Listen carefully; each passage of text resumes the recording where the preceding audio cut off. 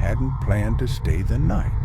But when the storm rolled in and the highway disappeared under a wave of rain, she had no choice but to seek shelter in the first building she saw. A small, silent motel that stood alone in the woods like it had been forgotten by time itself. The sign outside flickered uncertainly, letters missing, and yet something compelled her to stop. The front desk was empty when she entered, a dusty bell resting beside a cracked ledger. She rang at once, and almost immediately, a thin, pale man appeared from a back room.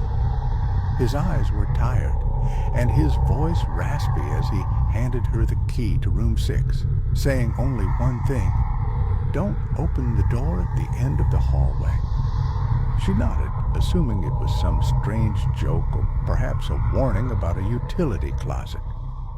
As she walked down the corridor, her footsteps echoed too loudly, like the motel was listening. Room 6 was cold.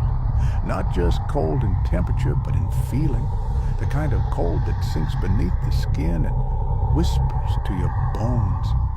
Still, she dropped her bag on the floor, lay on the bed, and stared at the ceiling. The storm screamed outside. Thunder rolled like ancient drums. But something else was louder, a sound beneath the thunder, a hum, a vibration like something breathing through the walls. She tried to ignore it, but then she heard a knock. Not on her door, on the door at the end of the hallway, soft at first, then louder, and louder. She remembered the man's words, but curiosity is a dangerous thing. She opened her door and peered out. The hallway was empty, but the door at the end, the forbidden door, was slightly open now, just slightly, just enough to see that behind it was nothing. No room, no light, just blackness that seemed to stretch forever. She should have gone back, should have closed her door, but her feet moved forward like they belonged to someone else. The closer she got, the colder the air became.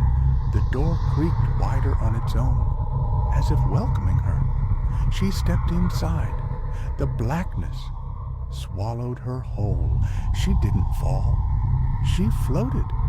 Her ears rang with whispers, some in her voice, some in voices she didn't recognize.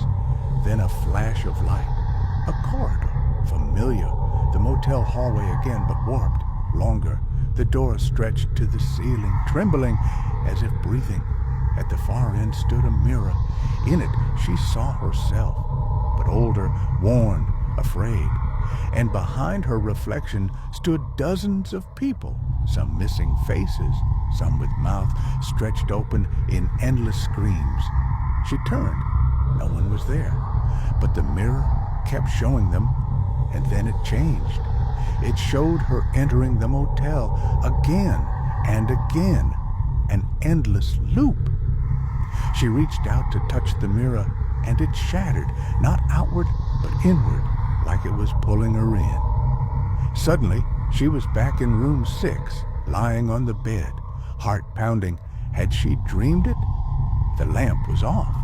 The clock was flashing midnight, but something was wrong. Her suitcase was gone, her shoes wet. There was mud on the carpet. She stood, opened the door, and the hallway had changed. It wasn't a hallway anymore. It was the woods. Trees pressed in close. The motel was gone. No sky, only fog. She ran forward, but never seemed to get closer to anything. And then, faces in the fog, watching, smiling.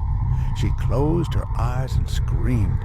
When she opened them, she was back in the motel again, but this time standing at the front desk.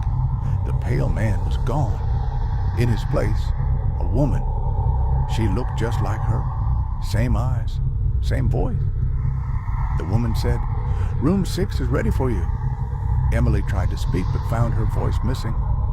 She turned to the mirror behind the desk. It showed no reflection, only darkness.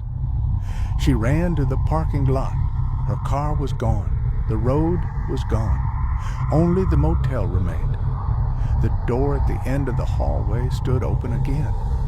She knew, somehow, that if she stepped through it this time, she would never come back.